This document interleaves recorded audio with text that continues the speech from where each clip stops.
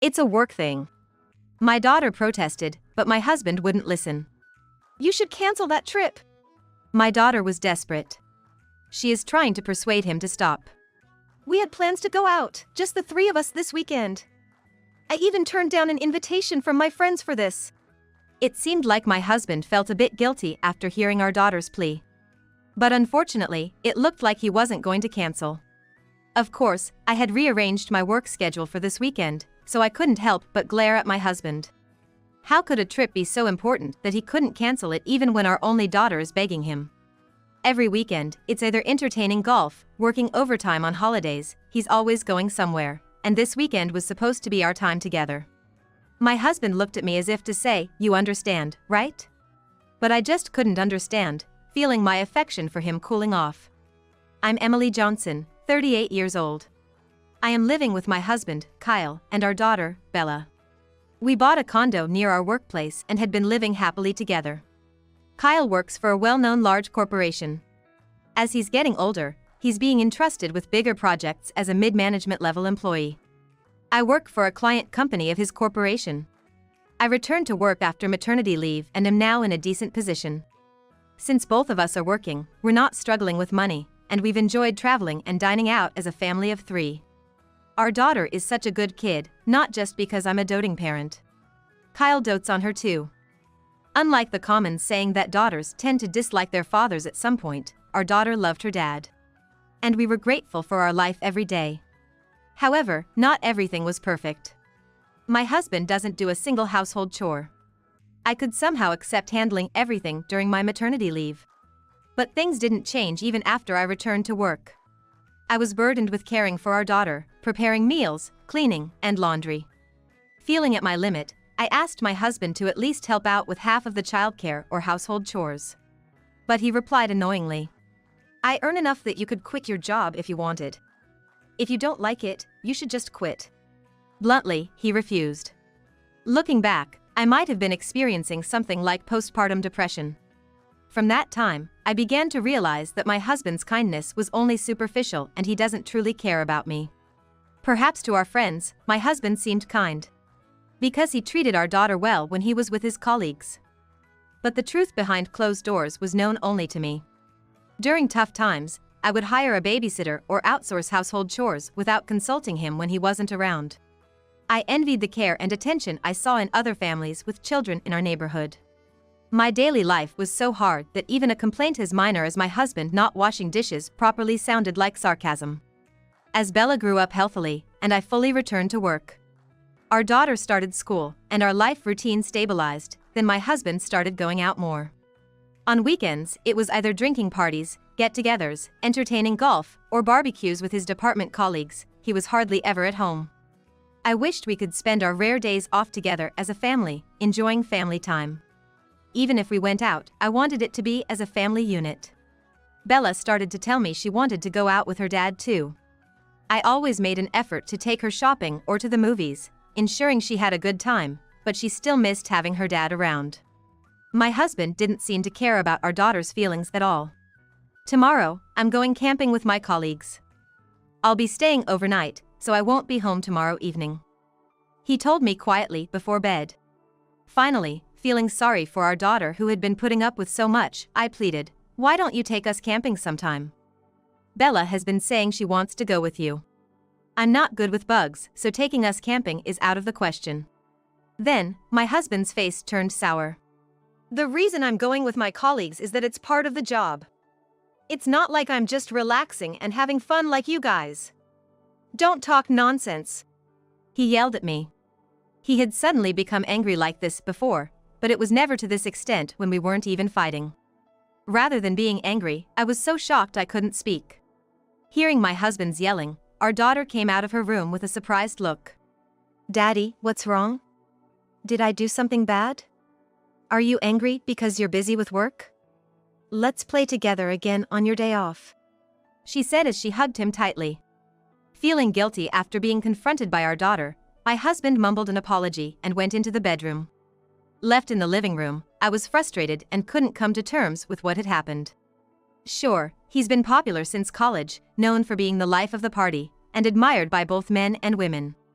I envied that skill, which I didn't have. Thinking about it, it seemed unreasonable to be upset about that aspect of him. Considering how he was relied upon at work just like before, it wasn't surprising. Although I felt unsettled, I thought it was wrong as a wife to deny my husband's strengths and decided not to pursue it further. After seeing our daughter's lonely face, my husband started reducing his weekend outings. She was building a good relationship with her father. However, the decrease in his outings didn't mean he started helping with household chores. We just went out as a family occasionally. As usual, most of the childcare and housework fell on my shoulders. My dream of doing simple chores like cooking dinner together or working on trendy DIY projects to make storage shelves seemed unlikely to come true. Yet, our daughter, being a teenager, seemed to enjoy going out with the three of us, always begging her father to take her places. He seemed not entirely opposed to the idea, planning a trip to the amusement park next month with her. I always watched these scenes with a smile. Today, after a long time, my daughter and I went to the shopping mall alone. Why alone? Because my husband had left the house in the morning to hang out with his colleagues after a long time. Going out just with my daughter was a lot of fun, chatting away like sisters as we visited various stores. When my husband is there, I can't fully enjoy browsing the mall because I feel bad for leaving him out. It was when my daughter said, "Let's eat something delicious," and we were walking through the food court. I saw the profile of my husband, who I had seen off in the morning. As I chased after him, calling out, I noticed a young woman beside him. Seeing me frozen in shock, my daughter seemed to realize too. "Mom, is that?" I felt like I was about to collapse. My daughter's face looked like she was about to cry. He said he was going with a colleague, so maybe that's who it is. Trying to stay calm, I spoke to my daughter. No way. Even I can tell. It's obvious, Dad is cheating. Actually, I've been suspecting it for a while but didn't tell you.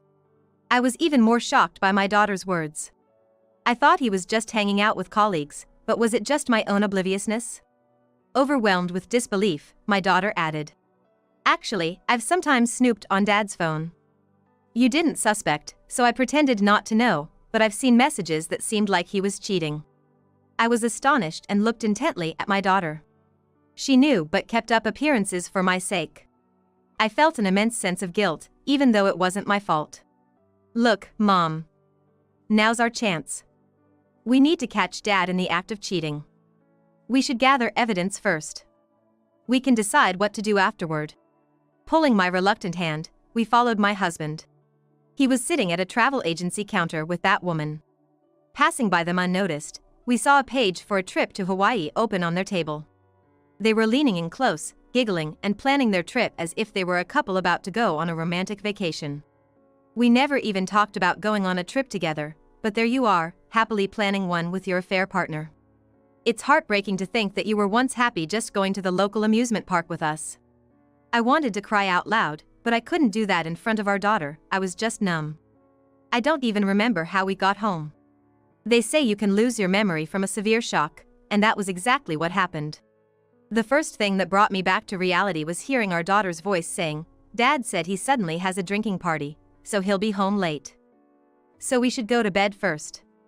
Sorry. Half a month later. My husband casually mentioned, "I'll be going on a trip for a week starting tomorrow." When asked where, he said it was a company retreat. That so-called affair trip, I muttered in my heart. This is sudden. Who are you going with? I managed to ask calmly as usual. It's a company trip. Just going with the usual colleagues. He replied, still lying through your teeth.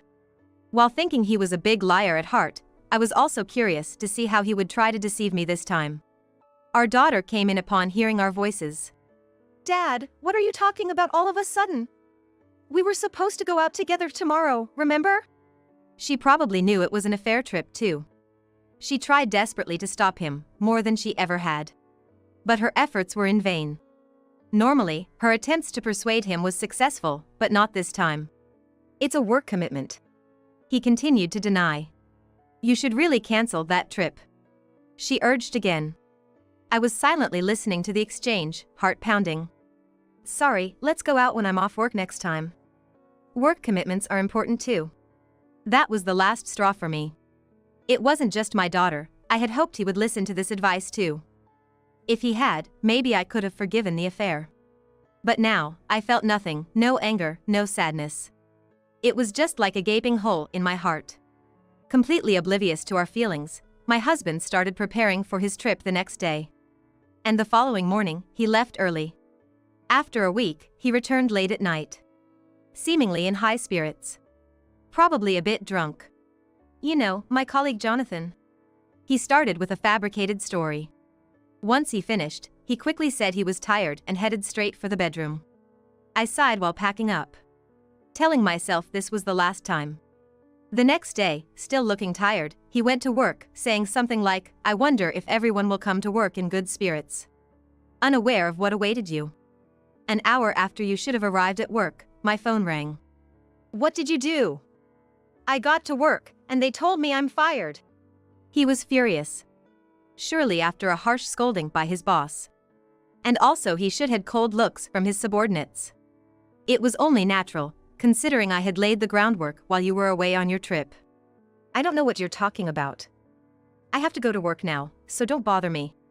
I cut off the call definitively after stating my piece. I presumed he knew I was playing dumb, but being harangued over the phone was just annoying. A few hours later, my husband stormed into my workplace, fuming. I was told I'm fired for going on a week-long affair trip without permission. What's this all about? Rewinding to half a month ago. Still reeling from the shock, my daughter said to me, "Mom, I'm on your side. I've even taken photos of all his affair messages, just in case they might come in handy." Apparently, she had seen him openly reading messages from his mistress when he thought no one was watching. She had taken pictures with her phone. She knew his password and had been unlocking his phone to monitor him while he was away. All without showing any signs of suspicion, always acting happy around him. I was amazed at how much she had grown without me noticing. I had always seen her as a little child who needed coddling, but she had been observantly watching out for me instead. On the other hand, all trust in my husband was gone. I had believed he was just the life of the party at work, but I had been deceived all along. The realization was too painful, and I felt too foolish to even cry. Fueled by anger, my daughter and I discussed and started moving towards divorce. I had to be strong, not just for myself but for my daughter. I could have hired a detective to follow my husband, but that would cost money, and we already had sufficient evidence. So first, I put the GPS in a discreet place on his bag. This is to confirm whether he was going straight home from work as he claimed. When dealing with my husband's company, I took the initiative, investigating him and his workplace. It was soon discovered that he was visiting hotels after work and dining at fancy bistros. And there were no company outings or trips like he claimed. My suspicions turned into convictions, and instead of wallowing in sadness, I focused on making him pay. My daughter and I held solid evidence together, and we had decided that if he cancelled the affair trip, we would let go of the evidence, but if he went, we would use it to destroy his life. That's why my daughter desperately advised him to cancel the trip, but my husband, oblivious, departed anyway. My daughter kept tabs on his phone, knowing all the hotels he would stay at in advance. I took time off work, gathered solid evidence of his affair trip in the first 3 days. I took numerous undeniable photos and went back home. On the 4th day, I went to his company with the evidence and spilled everything to his boss. The boss was shocked as he had been told by my husband that he needed a week off because my father had died, a complete lie. Feeling both embarrassed and pitiful for a husband who would tell such lies. It was frustrating beyond measure. Infuriated, his boss said, "This is unacceptable behavior for a man nearly 40. It's irresponsible towards both the family and the company," and promised to fire him upon his return. Unaware of this, my husband went to work as usual. He surely faced the wrath of his boss and the sneers of his subordinates, his reputation in ruins. My actions over the past 2 weeks were validated, and I felt a sense of triumph. As I was reveling in my thoughts, the phone rang again. "Don't you hang up on me. Because of you, I'm in deep trouble. I'm fired, you know." He was ranting over the phone. He's completely ignoring his own wrongdoing. "I didn't ask for you to be fired. This is your fault, isn't it? You've been cheating and fooling around. Don't blame me. And don't fake my parents' funeral. It's morbid. This isn't a child playing hooky." I couldn't hold back anymore. Years of pent-up frustration poured out. After venting my anger, I delivered the final blow. Go to her. I'll leave the house if you can wait a week. We're getting a divorce. I had finally said it. I had packed most of my belongings over that week. Okay. Calm down. There seems to be a misunderstanding. I'll wait at home. Let's talk. My seriousness got through, and it seems he realized he couldn't deceive me as usual. There's nothing to discuss, but I just wanted to clear things up. Can't be helped then. I'll be back around 7.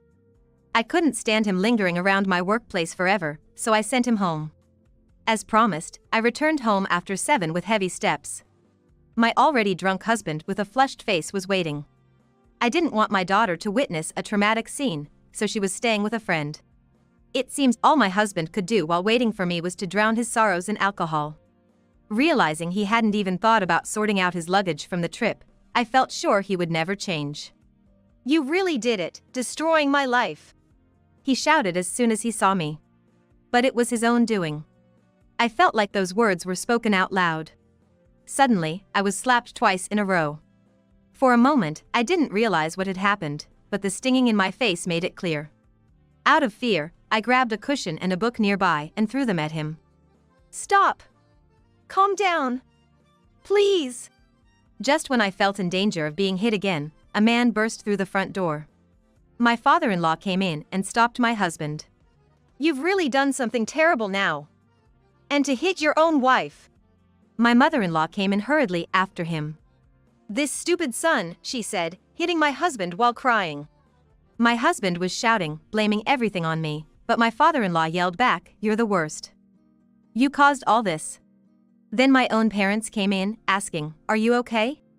Seeing my face, my dad understood what had happened and lunged at my husband. What have you done to our precious daughter? You've hurt her both mentally and physically. He was beside himself. It's okay now, you don't have to endure any more, my mother said, hugging me tightly. I started crying uncontrollably. After hitting him a few times, my father-in-law pushed my husband's head down into a deep bow. I am terribly sorry for the awful things done to your daughter. He was offering his deepest apologies to me and my parents. I'm truly sorry, Emily. Our son has hurt you and Bella. I don't know how we can possibly make amends for his actions. My mother-in-law apologized to me while crying. It's not your fault, it's Kyle's. I also have my share of blame for not noticing, I said, although I didn't mean it. But seeing her face, I couldn't help but say it. On the other hand, my husband was still glaring at us, not calming down even after being beaten by my father. My father-in-law continued to scold my husband and repeated his apologies. Leaving us with apologies, my husband and his parents left. My parents suggested I move back home with my daughter until things settled down, given how worried they were. Finally, everything was over, and I gladly accepted their offer. My daughter and I began living at my parents' house. My husband kept calling, saying things like, "Let's start over. I can't live without you. I love you." But I blocked his number and emails. Even when he tried to contact through other means, I quit social media and even canceled my phone contract. But then he started showing up near my workplace. If I become a house husband and you work, everything will be resolved.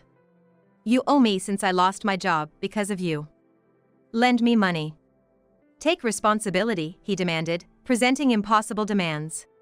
Shaking with fear at what he might do next. I worried about the trouble he could bring to my workplace and the potential danger of him harming me again. There was even a fear of it turning into something more dangerous. Desperate, I took the medical certificate I had obtained just in case after being hit and rushed to the police station, claiming I was being stalked. After explaining everything to the police and showing them the medical certificate, I decided to file a report for injury. It was like exposing my husband to the police. Although the injury was not severe, I was able to obtain a restraining order against my husband for both my daughter and myself. It might only be a small comfort, but it felt like the police were protecting us from my ex-husband. Thanks to involving the police and having both sets of parents witness the situation, the divorce went smoothly. As a form of apology, I received more than the usual amount in alimony, and of course, I retained custody of our daughter. With that money, I decided to buy a condominium near my workplace, where my daughter and I moved in. Naturally, I plan to have the child support paid punctually every month. The reason it's a plan is that my ex-husband has been unsuccessful in finding a job since being fired. His tendency to let others do the work instead of taking responsibility himself has backfired, and even when he manages to find a job, he doesn't actively engage and doesn't last long. Although my ex-in-laws have offered to pay child support instead, I prefer to draw a line there. Indeed, for my ex-in-laws, she is their only grandchild, so I don't intend to stop them from visiting her periodically and providing her with gifts. While I don't want them to give large sums of money, allowing them to give her clothes she wants seems like a win-win situation for both my daughter and them. I even hope this good relationship continues in the future. After everything settled down and we moved into the new condominium, my daughter and I support each other every day. I have been entrusted with responsible tasks at work and my income has significantly increased. Without anyone's help, there's nothing lacking in my daughters and my life.